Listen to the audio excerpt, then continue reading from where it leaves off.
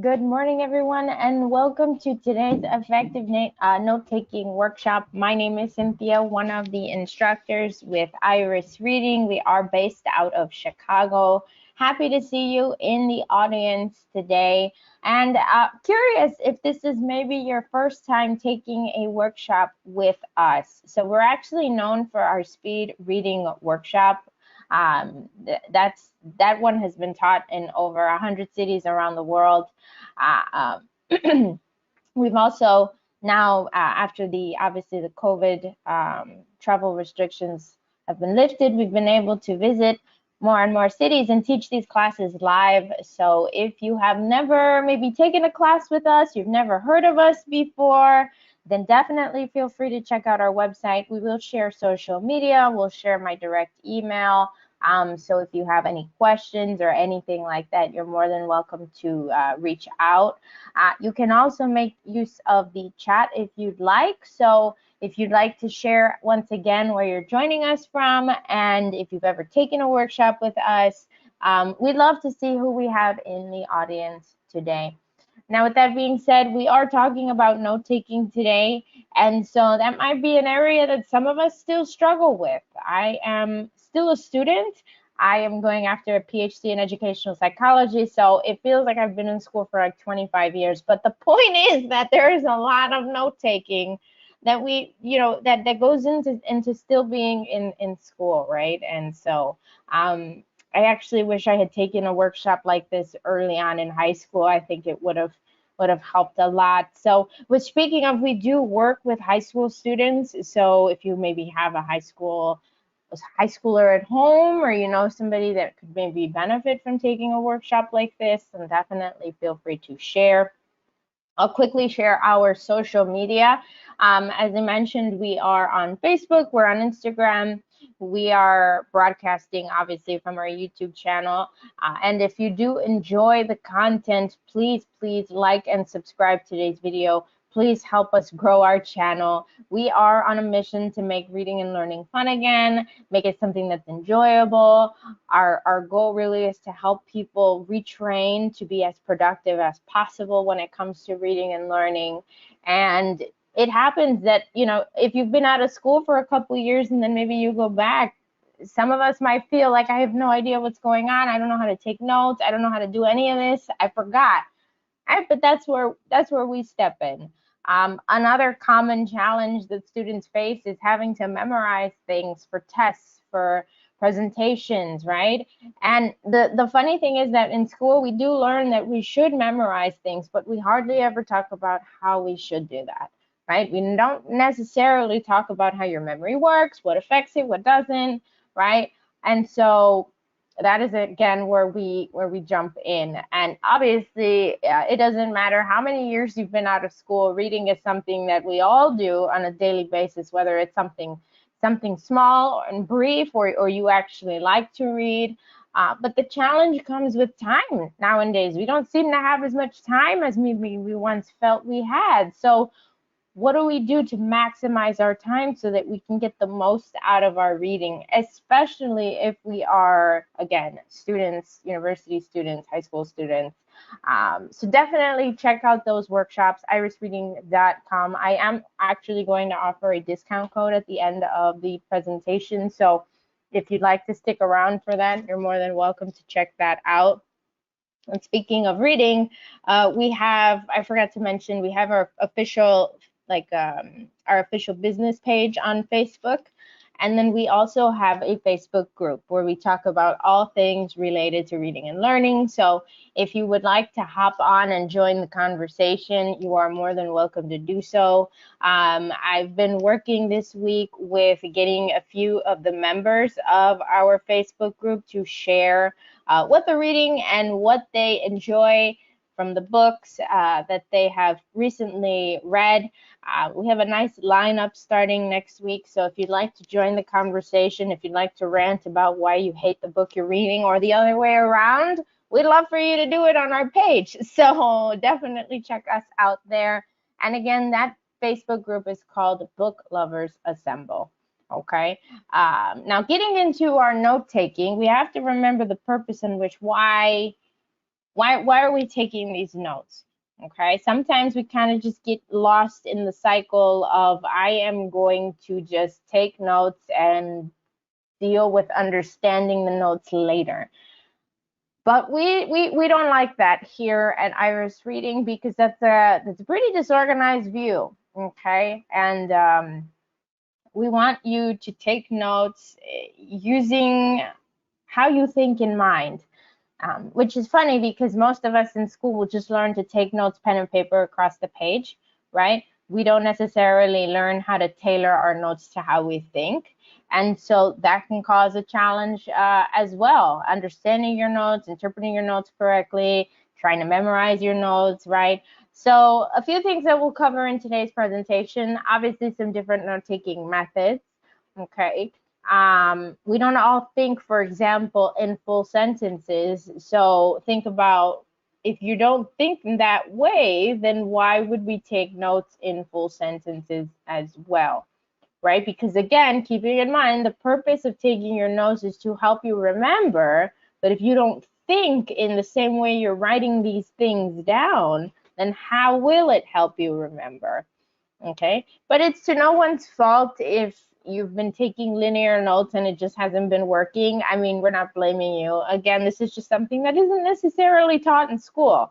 Okay, we'll talk about the read and recall exercise as well. So what happens when we're maybe reading something and we don't really like it? It's just not our cup of tea, right? Or maybe we're struggling to pay attention. Either or, read and recall exercise is really, really good. It's almost like an accountability partner, like an invisible accountability partner. So we'll share why in a moment. We'll talk about some digital tools that have helped us as a team at Iris Reading, and we wanted to share some of these as well. We are in a lot of meetings here at Iris Reading. We have a lot of organizations that we collaborate with, and so we have to take notes as well, and we'd love to obviously practice what we preach. And so we have just found a few applications that have made our lives easier when taking notes, so we wanted to share that with our participants. And our final bullet point, when to review your notes. It's not just a matter of taking pretty notes, it's also a matter of timing as well, right? And unfortunately, osmosis does not work. We cannot just fall asleep after taking our notes on our notebook and then just, hope for the best. That's not how things go, right? So we want to think about the spacing in which we're reviewing these notes. And if you're maybe the type of person that crams, or you like to study 5 hours before the exam, everything, we'll talk about some of the benefits, but also some of the downfalls from doing that as well. So this is everything that we're going to cover in today's presentation. Again, if you have any questions, you're more than welcome to drop your comments, your questions in the chat next to my screen here, or you can leave a comment down below. Now, we know repetition is very important when we're talking about memory, right?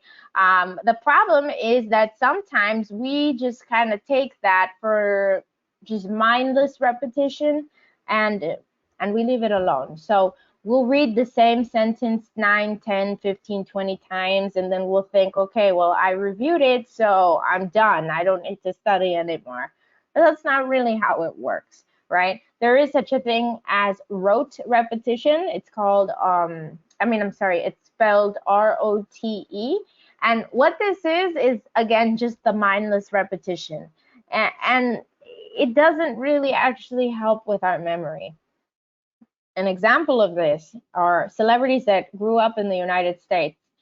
Maybe they grew up singing that Star Spangled Banner that we have to sing in the morning before school in elementary school here in the US. You sing it, and then you do the Pledge of Allegiance every day, right? We do that for like 9, 10 years. So you would think that someone that is doing this every day would have this committed to memory successfully. But you'll notice if you go on YouTube and you look up Star Spangled Banner fails or celebrity fails when singing at the Super Bowl or at a baseball game, you'd be shocked to see some of these artists that actually, they forget while singing, They start mouthing what sounds like the shape of the word, but it just sounds like a little type of mess.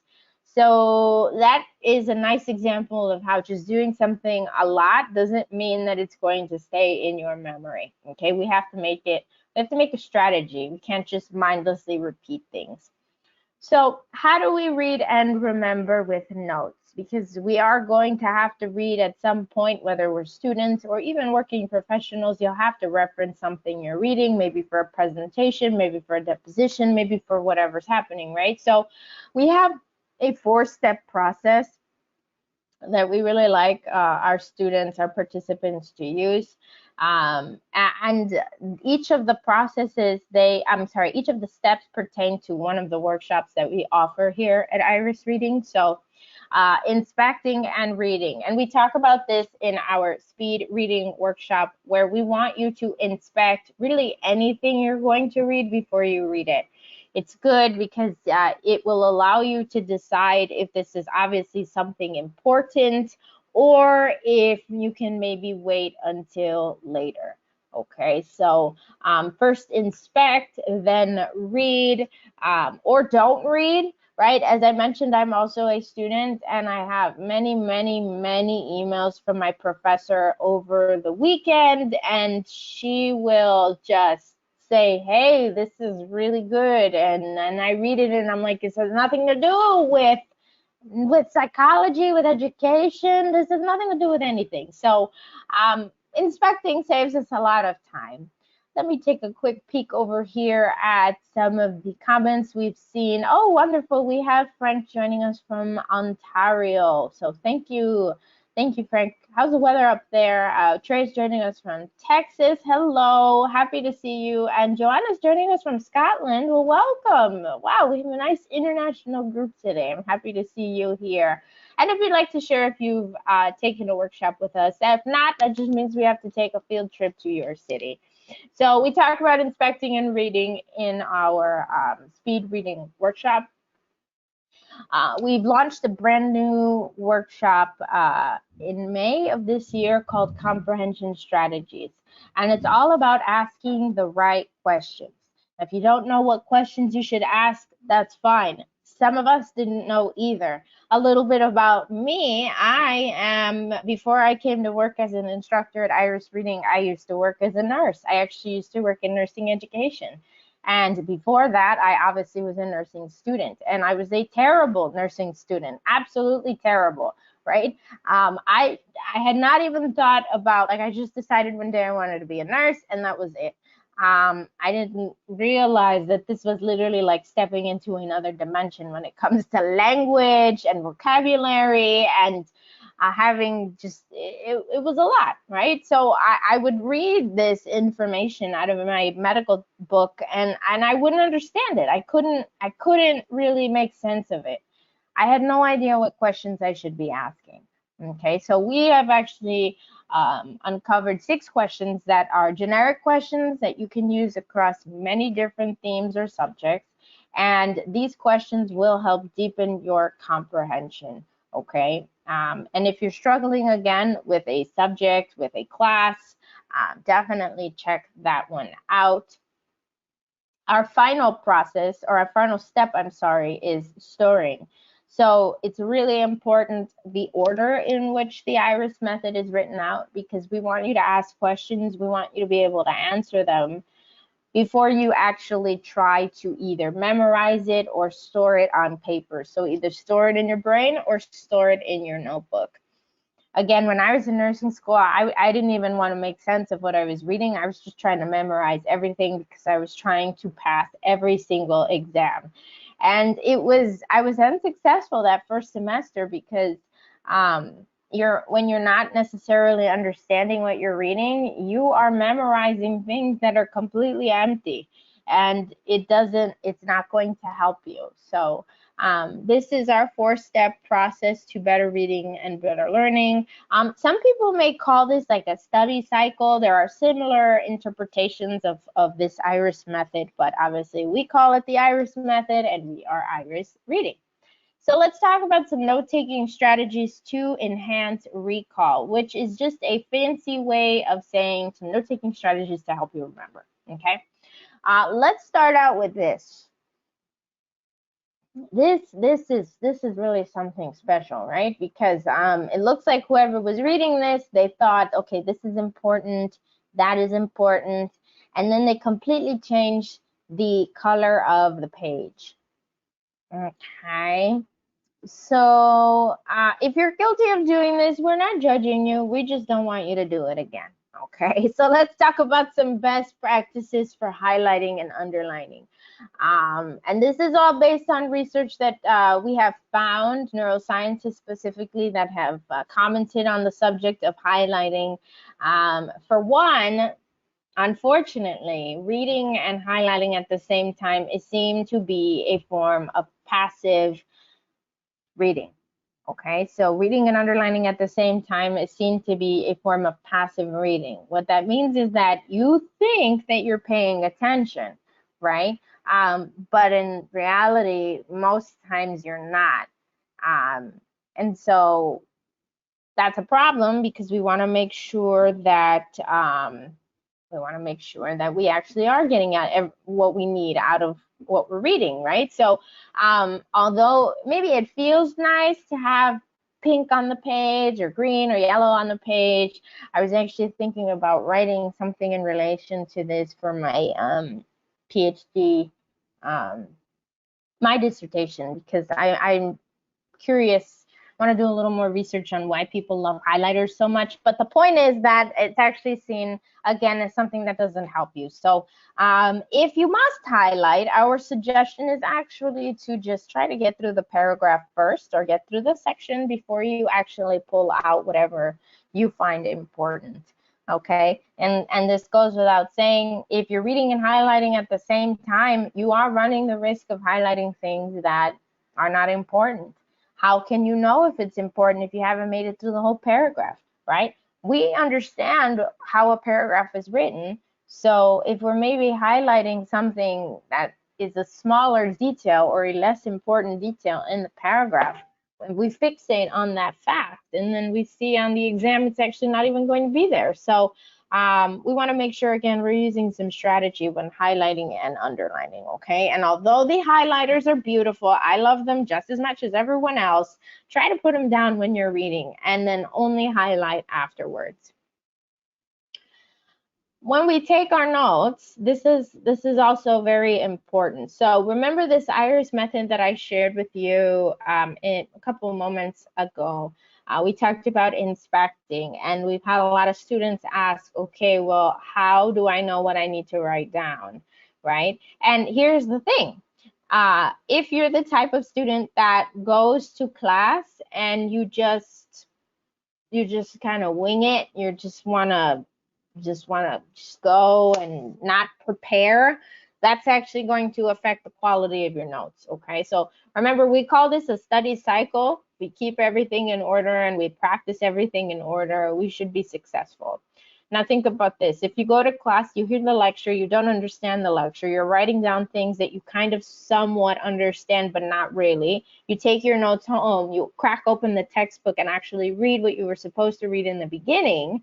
And then you read the book, and then you go to your notes and you can make sense of some of the things that you've written down, but you're not 100% sure. So then you might have to ask your professor to help you, but it's like midnight and you don't have his cell phone and you're not even allowed to reach him after office hours. So then you're kind of just stuck memorizing because the exam is coming up soon. So you're stuck memorizing something that you kind of understand, but not really. That is usually what happens, right? But we don't want that to happen to you. So we want you to prepare beforehand. We want to stop that cycle and start this cycle. So we want you to inspect whatever it is that you need to read before you read it. When you do that, you're actually going to come across vocabulary words. You're going to understand the structure of how that chapter in the book was written, what the priorities are, what the images are. You can make sense of what you're seeing so that when you actually go sit in class, it all makes sense. right? And if it doesn't, you can ask the questions you need to ask so that then you can write the answers on your page or on your notebook that you can later take home and memorize, okay? But this like whirlwind type situation that a lot of students are guilty of, and hey, I was able to just pull that from memory because I did it 100 million times. That was how I would go to class. And I, it affected me a lot in nursing school, so that's why we're here today, just trying to promote again just a strategic approach when reading and learning. So with that said, please prepare before class. Don't just go and try to just wing it. It will affect you. It will catch up with you at a certain point. If you are also maybe wondering what's better, handwriting your notes or typing your notes out, we won't tell you what's better, but we will tell you what the research says on the subject. So we did find something that pretty much said when you're handwriting your notes, or you're writing your notes out pen and paper, that actually takes a form of repetition in your mind. So you have to kind of say, what did she say? Like, how did she say it? And then you write it down. You're not necessarily able to write it down automatically, right? But it's not the case when you are typing your notes out. You can pretty much keep up with whoever's talking when you're typing your notes out for the most part. So if you're maybe struggling to remember what you're typing out, maybe you're missing out on those extra repetitions that come in play when you're handwriting your notes, okay? So just think about that. We're not saying that typing is better. We're just saying that, you have a little bit of a higher chance remembering your notes if you handwrite them, okay? Generally speaking. Now, if you are handwriting your notes, however, we do not want them to look like this. This just gives me a headache just looking at it, okay? So, it's true that when we handwrite things, it is going to help things stay in our memory maybe for a little longer. But we also want to make sure that we're writing it out in a way that is understandable and that we can obviously pull from and remember easily. And that's not this, right? This is not it. This is not it at all. So if you are looking to write your notes in a linear fashion, you're looking to write in full sentences or maybe in phrases, you found that the method works for you. You just have a little bit of a problem organizing your notes. Outlines are a great way to do this, okay? So again, we are familiar with this from way back when we were like in 3rd grade, and we learned how to write an essay, and so this is good in that regard as well. You can organize your notes. You don't have to worry about, I don't know if anyone else does this, but like the highlighting, and then I draw arrows to one section of the page, and they would lead to another section of the page, and then I'd make my own little legend with stars and scribbles to kind of organize my notes, and it just looked awful. It would have saved me a lot of time if I had just used an outline. Okay, this is a very simple way of organizing your notes. Now, something we talk about in our memory workshop is how visuals, they affect us a lot. If I say the word mango to you, or banana, or chihuahua, or pizza, I want pizza. Do you see those things in your brain as I say them, or do you see the words in your brain as I say them? Okay, most of us think in pictures, and pictures are easier to remember. So if 1 + 1 = 2, then why don't we write our notes or draw our notes out in picture format? Now, clearly, I am not an artist, as you can tell. Please don't judge my stick figures, but the point is we get the message across with these little stick people on the page here, right? It's easier to remember. And you don't have to pull out the glitter and the colored pencils if you don't want to, but if you want to, you can as well. Again, remember, the purpose of taking your notes is to help you remember, right? So if you read through this and then you close your eyes, I'm curious how many of us would be able to automatically remember a few things that stand out on the page, okay? So, and also if you're maybe wondering, I don't know if I'm able to organize this effectively. I feel like drawing pictures on a page would be kind of messy. Well, there are different subheadings here or headings. So there is a bit of a structure when we're talking about organizing the page. So this is something that maybe we keep in mind. Don't be embarrassed about drawing notes, especially if you're in grad school. Don't, this is, again, these are for you, right? These notes are for you to help you remember. So there's no shame in taking notes and pictures if that's what helps you. But my favorite method of taking notes is using mind maps. Now there's so much information on mind maps, but one of the reasons that I love it so much, again, I mentioned that I am a student, and again, I'm going after a PhD in educational psychology. So as I've mentioned, how we read and learn and how, you know, we best make the best use of our time when studying, that's very important to me. Speaking from experience, I was a terrible student, and I saw how that affected me, you know, in nursing school and going past that. So a mind map is really good because if you think about maybe someone explaining to you something that you've never heard of before, you don't understand, this is like super foreign to you, it just doesn't make sense, okay? Um, and then you go home, maybe we're having a cup of coffee at Starbucks, and I'm like, hey, did you know XYZ? And you're like, that can't be true. That doesn't make sense. I'm like, yeah, it is true. Look, here, here, here. And you're like, but it still doesn't make sense. Okay, fine. So we say goodbye, we go home. You're at home doing, you know, whatever you're doing, maybe walking the dog, washing the dishes, who knows, right? If you're maybe thinking about what we discussed earlier, your brain maybe it tries to kind of make these little pathways to better you know, reason through it. You've heard of a thought process, right? A similar thing with a mind map. So you kind of have to work your way to understand what you're trying to learn. Same thing with a mind map. Okay, it's an idea that leads to another thing that leads to that central topic. And we love it so much because it's like a 2-for-1 special. So you are taking notes, but you're also actively learning as you are taking these notes as well. So this isn't just write it down, try to understand it later. You actually have to understand why A leads to B, which leads to C. Okay. And again, it takes a minute for us to actually understand what we're learning. Some of these things we didn't grow up hearing them. We've never understood them. So it takes a moment to familiarize ourselves and to actually get it. And that's why a mind map is so great, because it is a process. It's working through a thought process. So if you want to do a mind map on pen and paper, you can do that. But we've actually found 2 applications, or I'm sorry, 1 app and 1 website that we really like to use here at Iris Reading. So the app is xmind.net. It is a free app.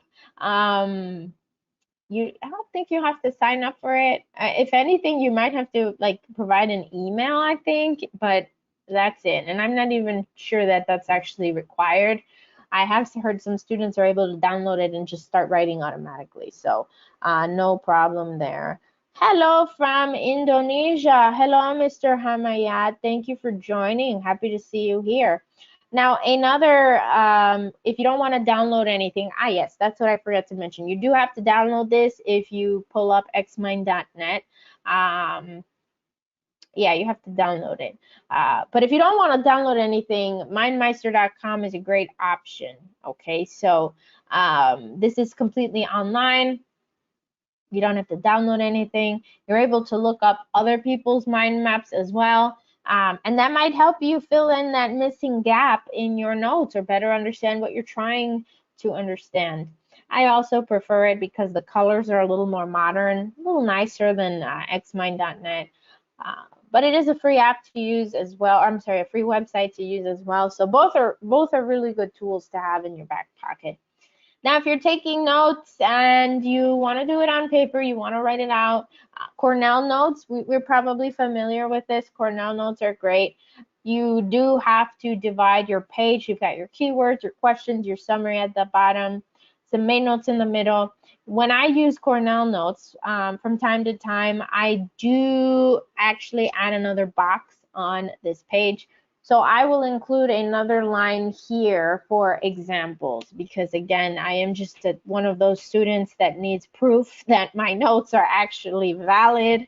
And so I'll, especially if you're maybe sitting in like a chemistry class or something like that, having an example of something either being solved, that can help, again, just make you feel a little better, right? If you're that type of student, then maybe you understand what I'm talking about. But I'd like to have an example just to prove everything is right on the page. Now, my second favorite way of taking notes is using monetary notes. So we are tapping now into the digital forms of taking notes because we'd be using spreadsheets, okay? Now, these spreadsheets, you don't have to be like a what do we call it? A spreadsheet ninja or a spreadsheet wizard. You don't have to be a superstar with spreadsheets. I mean, if you are, that's great, but you don't have to be. Okay, so you just have a basic spreadsheet. You've put your history title or whatever title for your class. You got the chapter, the page number, and the rating, and the note itself. Okay, so the rating, 100 is an example of a note that is most important. A 50 is an example of a note that is important, and a 20 is an example of a note that is important, but it's least important. Okay, so as you're taking your notes, you have something that looks like this. Now, this is filler text. This isn't supposed to make sense, so don't try to decipher it. And throughout the semester, we are just writing out our notes, right? And then what happens when it's time for final exams or semester exams, when everyone's running around freaking out because they have no idea what's going to be on the exam and there's no study guide, we don't have to worry about that because we have our notes here on the page. And if you are familiar with using spreadsheets, then you know that you can organize your columns from ascending to descending, right? So hundreds at the top, 50s in the middle, 20s at the bottom. So you can study based on the order in which these notes are on the page if you'd like, okay? So this is a great way to take your notes as well. Now, Evernote is a great application to use. I don't actually live in the city of Chicago, but when I did, I would commute back and forth, whether to my job or to a class, right? A workshop, something. I would like to go and just like do research at the museum if I was able to. So that commute from, let's say, the museum campus in Chicago to my home was about an hour and a half going and an hour and a half coming on the bus. So I think this is the case for many people, that pulling out your MacBook or your laptop or your any iPad, anything like that on any city public trans is never a good idea. Probably more the case in Chicago though. So the reason we enjoy, or I actually appreciate Evernote, is because anytime you take a note on the website on Evernote, so you make your account, it will automatically synchronize your notes to your cell phone. So obviously this is a little less of a showy thing when you're commuting on public trans. You don't have to worry. I mean, yes, somebody could steal your phone, but it's a lesser chance seeing that you have it with both of your hands, right? And so that's one of the reasons why I appreciate it. But Evernote really has a lot of different features. I mean, you can take pictures of things and turn them into a PDF. You can record. You can password protect your notebooks if you have a shared device. It's a great way to just keep everything in one place instead of having 100 notebooks all over the house, okay? So we've talked about a few different note-taking templates that you can use. We've talked about a few different ways of writing your notes out, but what happens when we then have to read and we don't like what we're reading, or we don't know, it just doesn't, it doesn't make sense to us. We're not fans, right? And that happens. There's no problem there. So we've actually, again, uncovered a different way to kind of keep you focused and paying attention and that is the read and recall exercise. Okay, so read and recall, it's like an unofficial accountability partner. So you are reading through a section and then you're writing a note at the end of the section summarizing everything you read. Now that note has to prove to you that you actually were paying attention. If you weren't, you're going to have to read everything all over again. So it's a nice way to break everything down so that you do get the most out of this material, especially when you don't love it, okay? So it's how we make our way through an article, through a chapter out of a textbook. We're actually going to try this out right now together. So we're going to read some of Bill Bryson's book, A Really Short History of Nearly Everything, a wonderful book about basically all of it. It is a very good read, by the way. I do recommend you guys check this out if you are interested. What we're going to do is read, and we're going to write a note at the end of each paragraph. Now, you don't have to drop your note in the chat. I mean, if you'd like to, you can. You can text it to yourself. You can write it on a scrap piece of paper. Again, the purpose of this exercise is just to see if this is something that would work for you, okay? So I will also time us while we're doing this, seeing that I do have to keep the presentation under an hour. But keep in mind that when you do this, you don't have to time yourself, okay? I just have a time constraint today, so I got to make sure that I keep it under the hour for everybody. So when you do this, obviously time is not something you need to worry about, okay? So I will disable my webcam for this exercise. I'll give you like a minute and a half to read through as much as you can. Read normally, just read, and at the end of each paragraph, write something down, okay? Summarizing what you read. So here we go. We're going to start with our first, actually, let's start with chapter 1, okay? How to build a universe. Here we go. 3, 2, 1, go.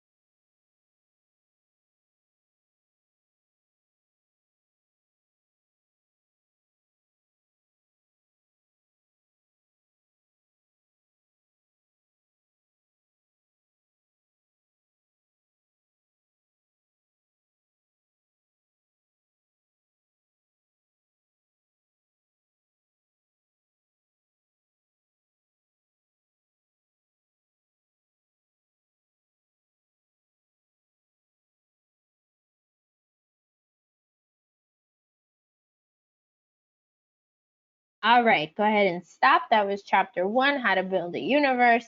We're gonna do this. We're gonna do this 3 more times. Okay, so here we go with chapter 2. Welcome to the solar system. Same thing. All right. Notice that this first paragraph is a little larger than this first paragraph, so that means that your note will be a little longer. All right. Here we go. Ready?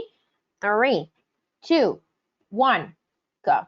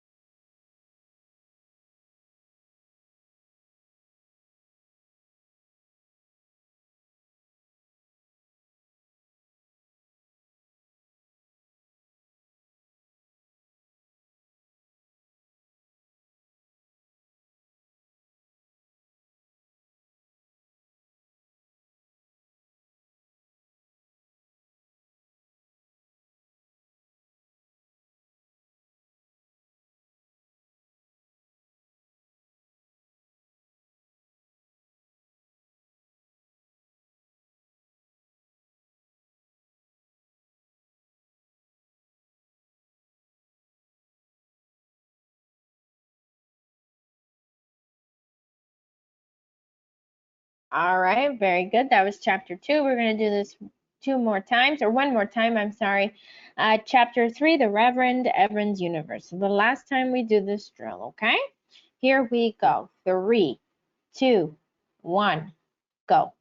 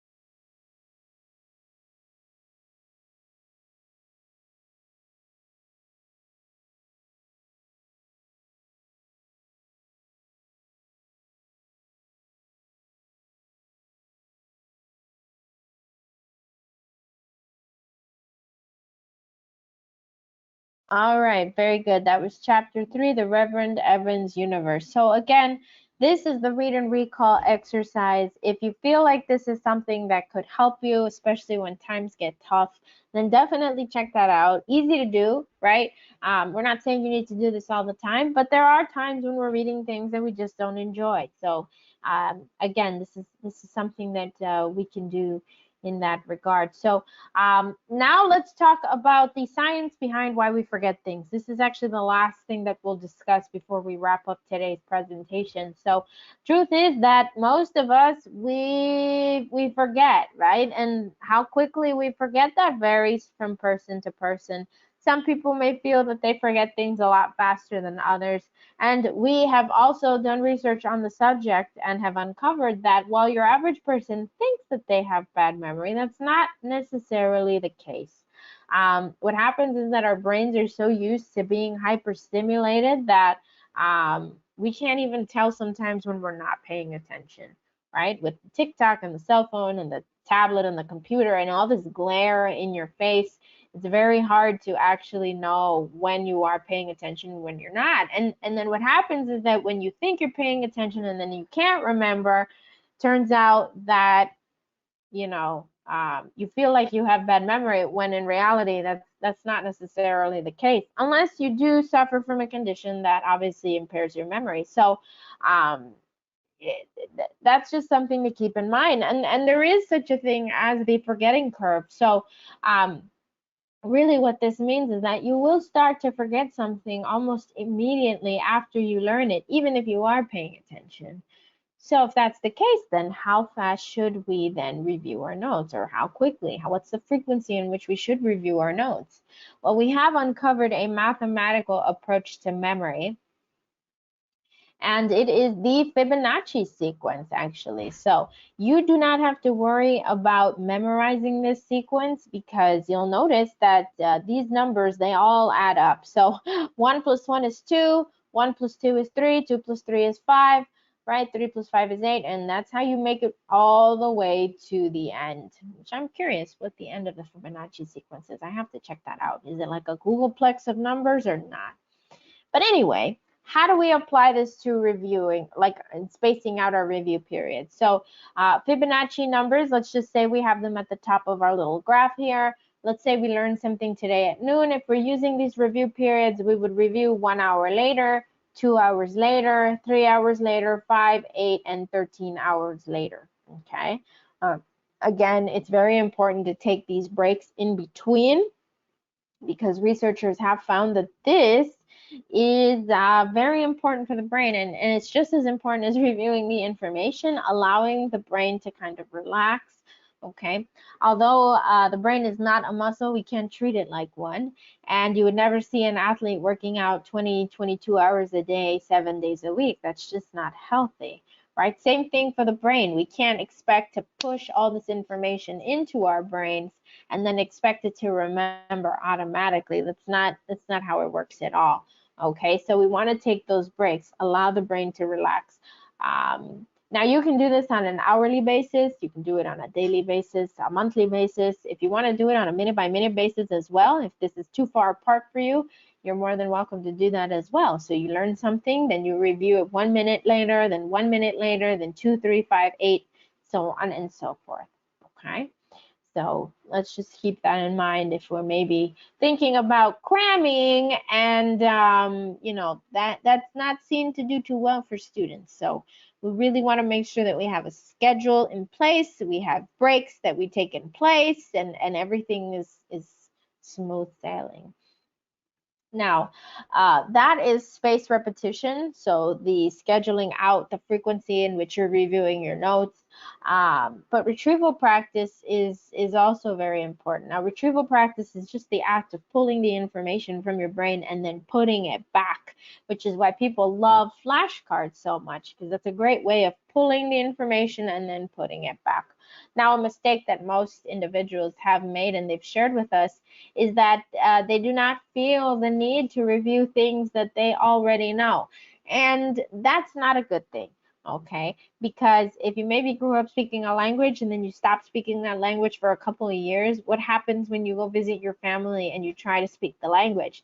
They look at you like, what happened to you? What, did you forget how to speak Spanish or something like that, right? That happens to some of us. So you will forget things that you think you know really well if you don't review them. So we want to make sure that we're reviewing everything, okay? Just dusting it off just like we would anything on a shelf, and then just putting it back. Flashcards are a great way to combine this pulling the information from your brain, and the retrieval practice. That's why, again, scientists love flashcards, but one of my pet peeves was when I was in school, the flashcards would, you know, because we would have to do it on, we didn't have a fancy application like Quizlet. We'd have just the generic note cards with a rubber band, and when the rubber band would snap and they would all be all over my book bag, that was like, I hated it. So this is really easy now for students using the Quizlet app on your cell phone, right? It's bright, it's modern, it's animated, easy to use, many subjects on here. But one of the reasons that we appreciate Quizlet as much as we do is because of this corner right here, which is actually called game-based learning, or they use game-based learning in their program.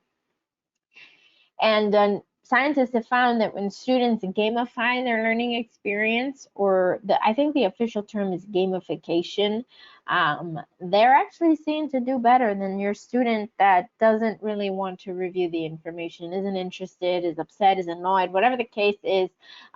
This helps with that. So again, take your notes, turn them into a game, collaborate with your classmates, right?